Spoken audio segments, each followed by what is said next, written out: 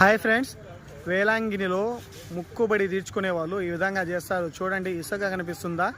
దీంట్లో మోకాల మీద నడిచి ఈ విధంగా పోతున్నారు. చూడండి, బిడ్డని ఎత్తుకుని ఆ తండ్రి చూడండి వాళ్ళ ఫ్యామిలీ పోతున్నారు. ఆ విధంగా లాస్ట్ వరకు పోవాలి ముక్కు తీర్చుకోవాలంటే.